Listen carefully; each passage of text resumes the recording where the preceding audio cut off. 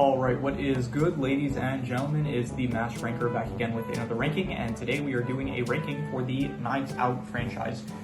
Wake Up Dead Man came out today. I just did my review for the film, and so now we are, the franchise is at 3 films, and so that is my criteria for doing a ranking. If the franchise says, if it's at least a trilogy, I will do a ranking. That's why I did it. Like at the start, I felt kind of guilty. Like when I started this channel, I was like, should I do a ranking for like the Independence Day, like duet of movies? And I was like, nah, I don't want to do a ranking video just every time there's like 2 movies in a franchise. So I said, okay, if there's at least 3, there's a lot of trilogies. If there's at least 3 movies, I will do rankings for them. So yeah, we are doing a ranking for the trilogy. And let's just get into it, starting off with the first Knives Out film, which I would say A tier. I would say high A tier. This was a great start, honestly. I heard that it came out in like 2019. I didn't watch it at the time. I only recently watched it this year, and I thought that it was a great mystery. Honestly, this is like the setting of the film, the actual mystery they tell. I think these films, this is probably my favorite mystery franchise in terms of movies. I think that the mysteries of these films, they're always very well told. I thought this one specifically, the Thrombey family, a very interesting cast of characters, probably honestly the best cast of all the films. I thought that they are very good characters in this film. It's a great introduction to Benoit Blanc, as well as like the vibe of all these movies going forward, where it's kind of comedic. It has a very well-crafted narrative, a very well-crafted mystery and story. And overall, I thought that it was just a very pleasurable watch for me, and so definitely A tier. Very didn't get bored the entire way through. Very interesting. Even these are pretty long movies. I'm pretty sure each film is over 2 hours. I'm pretty sure, and they all work for me. I'm pretty sure. So yeah, definite. I would say the first film was A tier for me. The second Glass Onion, I liked it a bit less than the original. I would still say A tier though. Definite. Mid to low, not low A tier. I would say like mid A tier. So this is probably my least favorite film in the franchise. Even so, this is a really good franchise. So I would definitely say that it is mid A tier. I would say the strong points of this film is that it probably has the most interesting setting out of all of the films in the franchise so far. This one being at this eccentric billionaire island of I'm pretty sure his name is like Miles something. I don't remember at the moment, but it is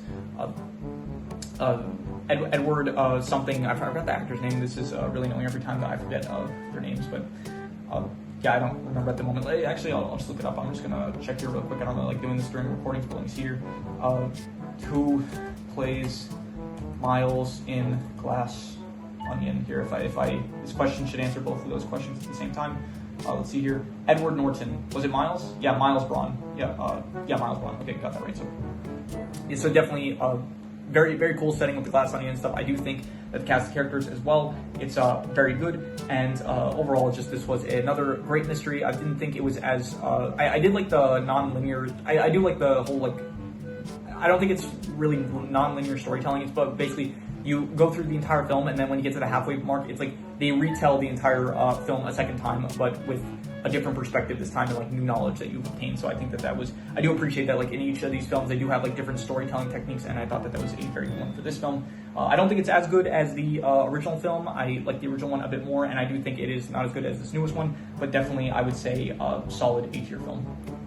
And then finally, let's see here, the newest one, Wake Up Dead Man. I think this was my favorite one so far. And honestly, I think I would give it between a high A tier to an S tier. I don't know if I would go as far as to give it S tier, but I think maybe, I'm not sure. I don't know if it's S tier worthy, but it is definitely I think I gave it between an 8.5 to a 9. I don't know if an 8.5 would classify something as being S tier worthy. It's definitely between a low A tier to a high S tier. And I think because of the recency bias, I'm just going to call it a high A tier. I want to let my thoughts marinate. Maybe I would give it a bit higher later on, but definitely a high A tier film. I just finished watching this film. It was great. I loved it. It had great mystery, great protagonist, honestly. I think probably the best protagonist up until all these films, the protagonist is kind of Benoit Blanc. This film, though, it doesn't feel like Benoit Blanc is really the protagonist. You have Judd instead being the protagonist. I think he is probably one of the best characters of all the films up until this point. I thought that this film did a really good job tackling the whole the subject of religion, and how it is used by different people for different means and stuff, and